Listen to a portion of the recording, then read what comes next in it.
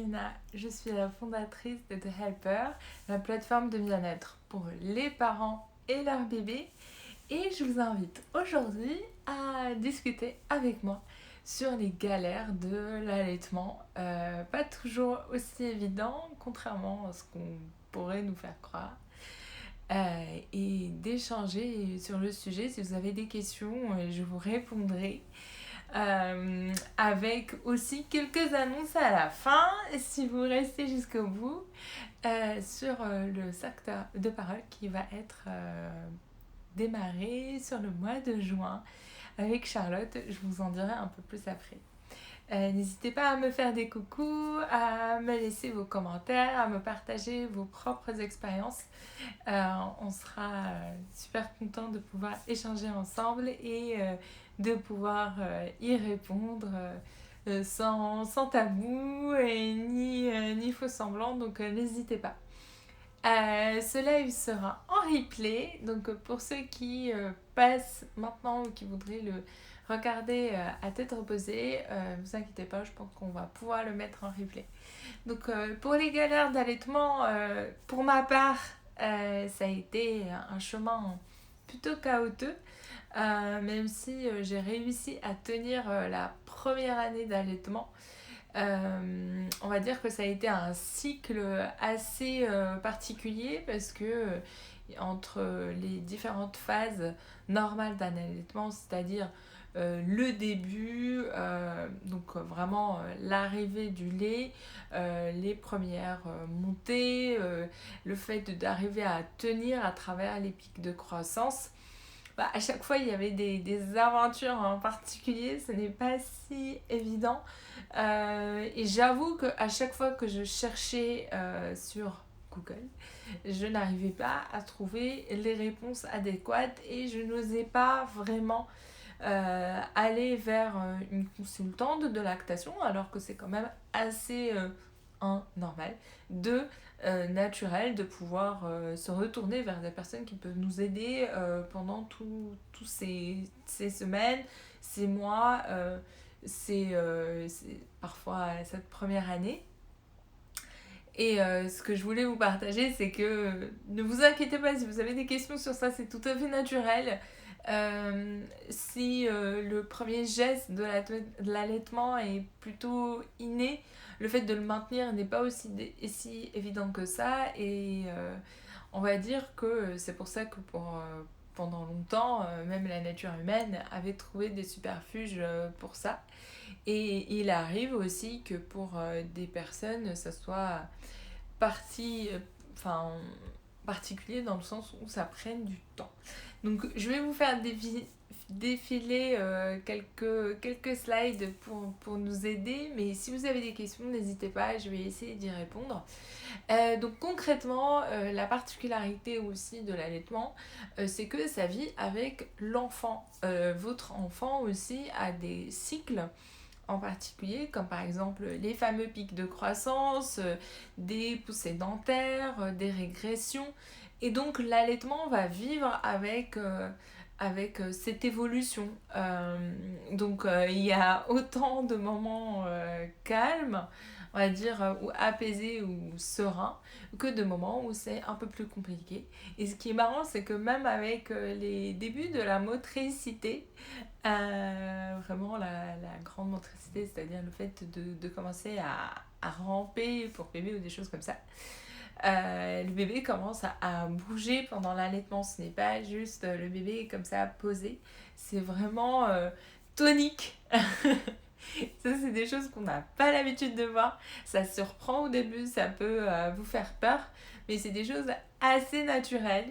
Ne serait-ce que parce que le bébé bouge et donc pendant l'allaitement, il peut avoir envie de bouger, d'exercer ses mouvements et même d'avoir envie de partir avec le bureau. Et ça, c'est des choses un peu qu'on découvre avec le temps. Ce qui m'amène à une autre question qui est assez naturelle. C'est celle, la première, c'est celle du mal de dos. Ah, zut, j'avais mis le texte un peu trop haut. Mais en gros, avoir mal au dos pendant l'allaitement et est quelque chose d'assez naturel si on ne fait pas attention. Et ça fait partie des choses que je vous encourage à surveiller et à vraiment rendre confortable un maximum parce que ça vous aidera à vous maintenir, à économiser votre énergie et à être la plus disponible et la plus consciente pendant ce moment-là. Ne serait-ce parce que ça fait ce mal de dos peut casser pas mal de choses pendant toute la durée du postpartum et même après le postpartum. Donc vraiment économisez votre énergie, votre dos. S'il le faut, restez couché. S'il le faut, mais maintenez-vous à moitié allongé. Vraiment, essayez de trouver la position qui est la plus confortable. Coucou Marine. Coucou Clara, merci aux personnes qui passent et qui nous font des petits coucous. Mais l'idée, c'est de partager un peu sur les galères, est-ce qu'on peut en tirer au fil de temps. C'est du temps, on va dire, et de l'allaitement, c'est pas toujours un long fleuve tranquille, comme je vous disais. Et je vais choisir une autre slide pour vous partager un petit... on va dire une autre idée autour de l'allaitement, c'est quelque chose d'assez classique. Ah, comment gérer le manque du sommeil? Mon bébé a 1 mois et demi et je ne fais pas la sieste, je commence à fatiguer. Alors, merci pour cette question tout à fait utile. En fait, je vais vous répondre très simplement. C'est que, comme j'ai dit à Sophie la dernière fois durant le live, c'est qu'il faut faire la sieste. Ça paraît un peu bizarre, je le sais. Pendant ces moments-là, on a tout notre allaitement qui fait que les hormones de fatigue nous aident à tenir. Exactement, comme dit Clara, il faut se forcer à dormir, même 20 minutes. Moi, ce que je faisais, c'est que pendant... exactement, même 20 minutes. Moi, ce que je faisais, c'était... je le mettais pendant l'euro, et quand il était en train de faire l'euro, je sommeillais un petit peu. Donc oui, pour ça, c'est un peu compliqué de se dire, mais je dois le surveiller, ou des choses comme ça. Alors, ce que vous pouvez faire, c'est de faire un petit exercice de méditation. Marine qui dit qu'elle dormait direct après un livre. Alors il faut un livre vraiment soporifique. Moi je faisais ça, ça me réveillait. Il faut laisser... Alors ça fait partie des choses, c'est que il faut vraiment vider la to-do list. Donc ne pas y penser. Donc, à la limite, vous écrivez tout ce que vous avez à faire. Et vous vous dites, bon, tant pis, je ne le ferai pas. Et comme ça, vous restez concentré sur votre sieste. Parce que vraiment, il n'y a pas d'autre solution. Vous avez besoin de sommeil, il faut dormir. Euh, Marine, je l'imagine en train de ne pas terminer les livres. La cohérence cardiaque, c'est ce que j'allais suggérer. Ça, c'est plutôt pas mal. Et de laisser Instagram. Alors, c'est contre-productif pour moi, mais par exemple, là, en ce moment, si jamais tu as vraiment besoin d'aller dormir, je me permets de te tutoyer. Parce que je pense à moi-même quand j'étais dans cette situation. Je gardais mon téléphone. Alors, une bonne astuce, c'est de poser le téléphone, comme dit Marine, de le poser dans le tiroir et de se focaliser pendant cette heure, ces 20 minutes, de ne faire vraiment que dormir, de ne pas scroller Instagram. Peut-être utiliser un podcast ou quelque chose d'un peu apaisant ou les applis de méditation, ça peut aider aussi. Où on va avoir un exercice de sophrologie qui est plutôt pas mal avec Twimei qui pourrait vous aider dans notre IGTV. Donc si jamais, ça c'est pas mal, des exercices de relaxation après l'allaitement. Et normalement, alors ça fait partie des choses, avec un ça tu ne dors pas, c'est qu'en fait les hormones d'allaitement permettent de mieux dormir. Donc juste après une séance d'allaitement, il faut vraiment pas hésiter à aller dormir tout de suite et de profiter des hormones qui sont au taquet à ce moment-là. Alors, je continue avec... J'espère avoir répondu à la question. N'hésitez pas à ajouter en commentaire vos questions, vos remarques, vos partages d'expériences. Merci à Clara, Marine d'être passée et n'hésitez pas à continuer, hein. Même à partager vos expériences de sevrage pour celles qui ont l'allaitement derrière elles. C'est toujours bien de pouvoir partager nos expériences. Moi, ce que je retiens aussi en termes de galère et que j'ai eu il n'y a pas longtemps en termes de commentaires, c'est ne pas savoir quoi mettre sans avoir à dépenser des mille et des cents pour les vêtements d'allaitement. Alors pour plusieurs raisons, c'est pas forcément une question de budget, mais parfois on n'a pas envie de se dire je ne sais pas jusqu'où l'allaitement va me mener, si c'est une semaine ou un mois, donc je me sens pas encore prête de vraiment euh, me focaliser et investir dans des vêtements d'allaitement. Donc ce que vous pouvez faire, ça peut être comme sur l'image, une chemise et un top. Et soit le top qui soit suffisamment large pour le tirer, soit avoir deux tops, et ça aussi c'est pas mal. C'est un top qui a un décolleté vraiment large, de descendre le premier et d'avoir le deuxième comme un doublon. Ça c'est une bonne technique pour, on va dire, jouer avec ça. Sinon, ben, forcément une chemise qui s'ouvre, ça c'est pas mal. Avec un lange, c'est plutôt utile. Le sevrage. Alors, je lis Marine qui nous dit: ah oui, le sevrage, je me vidais les seins. Euh, je me vidais les seins. Alors, il y a quelqu'un qui vient de lancer une demande d'invitation, de participation. Donc, si jamais cette personne, dont je tairai le nom, veut vraiment participer, il n'y a pas de souci. Il faut juste me confirmer en commentaire parce que j'ai peur de faire une bêtise. Mais vous pouvez participer, hein. Vous pouvez même prendre la parole. Je peux vous faire monter sur la room et sur le live. Alors, pour le sauvage, je termine de lire. Je me vidais les seins sous la douche. C'est pas glamour, mais ça m'a sauvée car je voulais pas les seins engorgés. Alors, c'est une très bonne astuce en fait, Marine. Il n'y a pas de souci pour ça, au contraire, c'est pas une question de pas glamour. Oui, mais tout le monde ne veut pas acheter. Alors, Marine nous dit qu'avec maintenant, avec les vêtements d'allaitement, c'est cool, c'est sexy, oui, mais bon, c'est pas tout. On n'a pas toujours envie de dépenser cet argent, ne serait-ce mentalement, de s'engager en fait dès le départ pour ces vêtements. Alors ce que j'avais fait, c'est une très bonne technique en fait de ce que vient de nous partager Marine en termes de, déjà pour l'engorgement, et ça je vais en parler après, mais même pour le sevrage, en fait il faut savoir vider un peu pour ne pas laisser le sein trop se remplir, mais en même temps ne pas trop le vider parce que sinon ça va relancer la machine de l'allaitement. En gros, l'allaitement, plus vous allaitez, plus vous allez avoir du lait. Et d'ailleurs, c'est pour ça que je vous encourage que les premiers mois, et en particulier le premier mois, euh, d'avoir un maximum de peau à peau et d'encourager bébé à prendre le lait. Que ce soit en direct sur votre sein ou avec un biberon, à vous de voir, mais en tout cas, à tirer le lait un maximum. Si vous souhaitez allaiter, c'est le meilleur moyen. Plus vous allez pouvoir allaiter, plus vous allez en fait avoir du lait.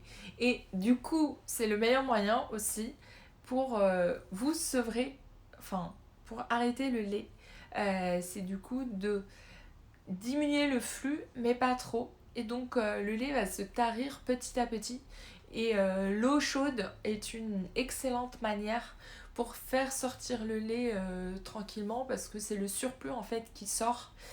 Sinon, vous pouvez utiliser des compresses chaudes pour faire sortir le surplus et éviter qu'il y ait les boules qui se forment de lait. Et c'est là où il y a un engorgement. Donc, il faut toujours surveiller d'ailleurs vos seins pendant l'allaitement. Il ne faut pas avoir peur de surveiller, de toucher, de palper et de vérifier l'aspect de vos seins et de demander de l'aide dès que vous voyez qu'il y a quelque chose d'un peu bizarre. Du coup, ça me fait la bonne transition pour vous parler d'engorgement. Bon, c'est pas glamour, mais en même temps, je me disais que vu qu'on a assez peu de littérature facile à digérer sur le sujet, bon, n'hésitez pas si vous avez des questions ou des partages d'expérience sur le sujet. L'engorgement, en gros, c'est avoir un surplus de lait qui est resté dans le sein. Si tout va bien, ça finit par partir assez vite. C'est des cycles assez normaux qui arrivent. Mais s'il y a on va dire un dérapage, entre guillemets, c'est là où ça peut donner lieu à une mastite ou à des choses, ou même un lait qui se tarit, à de la fièvre. Donc il faut éviter un maximum qu'il y ait un engorgement qui dure, mais un engorgement de quelques heures est tout à fait jouable et faisable, c'est classique. Donc en gros, l'engorgement, c'est le signe du corps qui vous dit attention, il y a trop de lait. Il va falloir le partager. Et donc à ce moment-là, le meilleur moyen, c'est forcément de le donner à votre bébé, ou alors de tirer le lait, ou encore de vider un petit peu pour juste le surplus qui ne soit pas, qui reste pas. Ou sinon, vous pouvez utiliser des feuilles de chou en compresse pour éviter que ça s'infecte. Et bien sûr, d'éviter à ce moment-là de prendre trop de tisanes ou de produits lactogènes, type les tisanes, l'avoine, des choses comme ça que vous avez l'habitude de prendre pour stimuler l'allaitement. Mais en même temps, ne vous inquiétez pas. Coucou Sandra, n'hésite pas à nous partager tes petites galères d'allaitement si tu en as eu. Je vais les partager, ou si toi tu as eu des questions qui revenaient pas mal. On va essayer d'y répondre. Donc l'idée, c'est vraiment de faire attention pour l'engorgement, mais ne vous inquiétez pas tout de suite dès que vous voyez un sein un peu trop gonflé. Un sein un peu trop gonflé, c'est souvent juste le signe que c'est l'heure de donner du lait au bébé. C'est quelque chose qu'on oublie, mais en fait, c'est le corps. Ah, alors Sandra, celle-là, je m'attendais pas. Elle avait un canal lactifère bouché. Peux-tu nous en dire plus comment tu as fait? Et puis si jamais tu es présentable et que tu as envie de nous raconter, je peux te faire monter dans le live. Donc n'hésite pas. La brosse à dents lactique. Ah ouais. Oh, ça c'est drôle ça. C'est génial. Alors, il y a une marque qui a fait ça, je crois. C'est Frida Mom. C'est pour poser un dispositif pour enmasser. Mais effectivement, j'avais pas pensé à la dentifrice, la brosse à dents électrique. C'est une forme d'engorgement, non? Est-ce que tu pourrais nous en dire un peu plus pour comment tu as détecté que c'était le canal lactifère qui était bouché? Et il faut pas oublier que Sandra est infirmière, en plus d'être ou vibromasseur. C'est exact, j'y ai pensé, mais j'ai pas osé faire la blague. Oui, effectivement. Donc en fait, en gros, ça permet, c'est comme une forme d'expression manuelle plus rapide. Sinon, vous avez des tire-lait. Mais on dira tout dans ce live, oui, parce que Sandra vient de faire la blague, ou le vibromasseur pour les plus coquines qui ont ça dans le tiroir. En fait, vous avez aussi des tire-laits électriques qui peuvent permettre de faire cette électrostimulation. Mais c'est vrai que c'est pas mal pour avoir ce mouvement beaucoup plus rapide et beaucoup plus secoué. Moi, j'avais un tire-lait Madela, mais j'avoue que je ne l'ai pas beaucoup utilisé. J'ai été très paresseuse sur ça, parce qu'en fait, ça vient avec un autre sujet. Mais si tu veux nous en dire plus, Sandra, sur ton canal lactifère bouché, ça m'intéresse. Euh, donc, en fait, moi, pour ma part, j'avais arrêté le tire-lait, c'était parce que j'ai la charge mentale logistique que ça me générait. J'ai laissé tomber. Alors, je vais lire ce que nous met Sandra. Comment j'ai détecté ça? Tu as mal après à pouvoir lever le bras. Et tu sens une grosse boule et le lait qui a du mal à sortir. Ok, c'est un caillot de lait qui bloque l'évacuation du lait. Voilà, donc je pense que là, pour le coup, c'est assez clair. Merci pour ce tip, c'est vraiment génial. Merci de nous l'avoir partagé. Donc, si jamais vous voyez une petite boule ou que vous avez du mal à lever le bras ou que vous sentez que le lait n'arrive pas à sortir pourtant que votre sein est rempli, sachez que ça pourrait être un canal lactifère bouché et que vous pouvez désengorger ce canal grâce à de l'électrostimulation pour déboucher, pour broyer le caillot, le casser en fait, pour repartir sur le drainage. N'oubliez pas que c'est en fait un effet très mécanique. Donc je continue à faire ce geste. C'est pas très chic, mais en même temps, il n'y a pas de moyen pour me le montrer. Et d'alterner chaud-froid, tirage, et on recommence à volonté. Effectivement, moi, c'est toujours ce que je rappelle pour l'engorgement. L'engorgement chaud-froid. Donc, ou bien compresse chaude, compresse froide. Oui, effectivement. Donc, 60 € pour la consultation avec Sandra. Merci. Mais en fait, c'est des choses qu'on n'arrive même pas à détecter et de savoir vers qui. Donc, si jamais, dans tous les cas, vous avez une question ou une envie d'en savoir plus, n'hésitez pas à en savoir plus avec Sandra ou à consulter votre consultante de lactation que vous avez dans la région ou à poser des questions tout court à des doula comme Marie.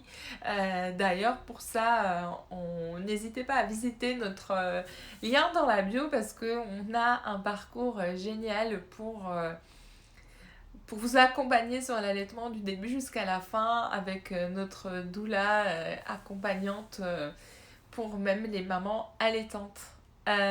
Donc, oui, j'avais laissé tomber le tire-lait parce que j'avoue avoir été une grosse paresseuse. Parce que le fait de nettoyer le tire-lait, le tuyau, tout ça, j'avais laissé tomber. Sauf que franchement, c'était une mauvaise décision. Je vous le partage en toute honnêteté parce que ça aurait pu me reposer du simple fait de pouvoir faire une nuit complète, de ne pas avoir à me lever, de partager, de déléguer, de laisser des bouteilles de lait aussi quand j'étais absente, même pour 1 heure, et de me sentir vraiment prête psychologiquement pour même aller au sport pour un peu plus qu'1 heure. Parce que en fait, j'avais toute une organisation pour dès que je sortais, je devais prendre de l'avance. C'était n'importe quoi. Ah, tiens, allez, un coup de cœur, ouais. Oui, alors, effectivement, j'ai lu ça. AK France. Euh, Il y a un recueil de lait que Sandra vous recommande pour celles qui ne sont pas forcément très prolixes par rapport au tire-lait. Donc je vous invite à aller voir parce qu'effectivement Sandra et même je crois Marie.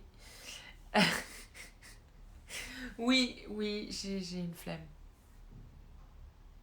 Oui, il paraît que Aka du coup est pas mal recommandé, donc n'hésitez pas à les regarder. Euh, mais j'avoue que voilà, moi j'étais. C'est pour ça que je dis, j'avais la flemme, mais c'était pas vraiment justifié. Je pense que c'était ma manière de ne pas être prête à laisser cet acte, même si c'était dur pour moi, je vous avoue. J'ai eu, d'ailleurs, ça fait partie des choses, mais en gros, j'avais eu aussi les seins gercés, enfin, ça a été n'importe quoi. Avec des morsures et tout. Mais en tout cas, même si c'était une galère, j'avais vraiment envie de continuer et de rester dans cet acte d'échange, même si c'était difficile. Et que c'est pour ça que je vous le dis, en fait, dans mes galères, j'aurais dû tester quand même le tirelet, et ça n'empêchait rien en fait dans le fait de maintenir l'allaitement. Donc je vous invite en tout cas à essayer à différentes reprises de tirer votre lait. Donc pas forcément le premier mois, parce que peut-être que vous êtes un peu trop possessive par rapport à la question. Peut-être au bout du deuxième, même si vous n'avez pas une très bonne expérience la première fois, d'essayer de le faire une deuxième fois. Peut-être de demander même des encouragements de la part de votre partenaire ou de votre famille, parce que c'est grâce à ça aussi qu'ils vont pouvoir garder votre enfant. Ça va aussi faciliter les choses quand vous allez être en déplacement ou à la reprise de votre travail. N'oubliez pas que vous avez complètement la possibilité d'allaiter et de continuer à travailler, d'allaiter et de le poser en crèche. Et puis, si vous ne sentez pas, bah, c'est pas grave. Vous pourrez arrêter au moment où vous le sentez vraiment. Euh, et ça fait partie des choses qu'on vous invite à voir avec Marie durant le parcours, parce qu'effectivement, on peut avoir des surprises durant le parcours d'allaitement. Moi, je m'étais mise une date, on va dire, dans ma tête autour de 3 mois. Et puis ensuite, ça a été prolongé autour de 6 mois. Et puis après, c'était un an. Mais en fait, un an, je m'étais dit, ça y est, là, vraiment, il faut arrêter. Là, je sentais que j'étais arrivée au bout de mon aventure. Et c'est surtout ça, en fait. C'est quand vous voulez d'arriver au bout de votre aventure. Alors, il y a le lien avec le tirelet, c'est l'une des galères, c'est de ne pas oser sortir. J'ai reçu quelques commentaires par rapport à ça. Alors, moi, pour ma part, je sentais l'odeur du lait, parce que j'avais beaucoup de lait et ça me dérangeait. Donc, et même si j'avais les compresses, donc j'avais des compresses, j'avais toujours peur qu'il y ait des sorties de lait.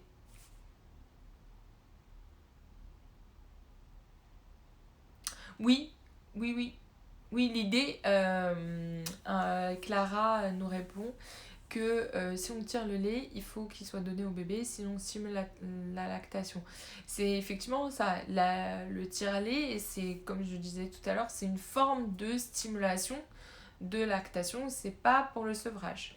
Euh, Si vous voulez sevrer, je vous invite plutôt à en parler avec Marie,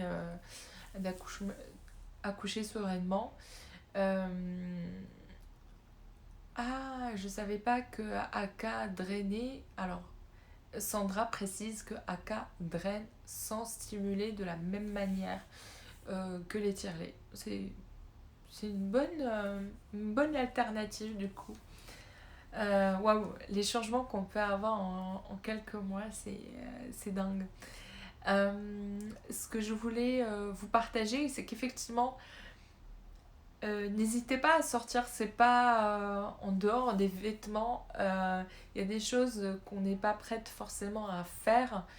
Typiquement, on se dit, il y a la charge mentale, si jamais il a besoin de lait ou si jamais il pleure, je vais commencer à paniquer.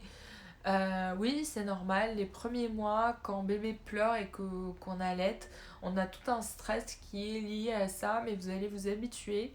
Et le fait de sortir va vous apporter tellement de bien pour vous, pour votre mental, pour votre journée, pour même votre bébé, parce qu'il va voir des choses et que ça va l'intéresser, ça va le stimuler, ça va lui permettre de mieux dormir. Donc n'hésitez pas à sortir, même si votre premier réflexe, ça serait de rester. Bien sûr, cela ne s'adresse pas pour les premiers jours postpartum où c'est encore compliqué pour vous. Prenez le temps de vous reposer, mais de sortir même 10 minutes selon votre force, votre disposition, ça va vous aider dans votre journée, même à retrouver de l'énergie pour votre allaitement et peut-être de mieux dormir, de faire une sieste quand vous allez en avoir l'occasion. Euh, je vais passer à au dernier point. que je voulais évoquer avec vous, c'est en fait le cercle de parole. Et si jamais vous avez des questions d'ici quelques minutes, parce que ça va être bientôt la fin, n'hésitez pas à les poser, ou des commentaires ou des partages d'expérience. Euh, ce live a été inspiré grâce à quelques mamans qui m'ont posé des questions en message, donc n'hésitez pas à partager vos expériences, vos questions, c'est toujours un plaisir de le faire. Ce live, c'est aussi l'occasion de vous parler d'un nouveau rendez-vous qu'on va installer sur The Helper, ou d'un rendez-vous qui revient, celui des cercles de parole. Mais on va le faire le mercredi à 13h. Donc, on va vous envoyer l'email avec les détails pour vous connecter par email, en fait, dans le cadre de notre newsletter. Si vous êtes abonné, vous allez la recevoir. C'est tout simple, ça sera sur Zoom et vous pourrez venir papoter, poser des questions avec moi ou avec Charlotte. Donc c'est le fameux duo de Demande à Maman qui va être en mode interactif. Donc Demande à Maman, le podcast. Je vous invite à aller écouter sur notre plateforme ou sur toute une plateforme de podcast notre duo où en fait on parle de charge mentale, de maternité, de regard de l'autre et même de coaching grâce à Charlotte.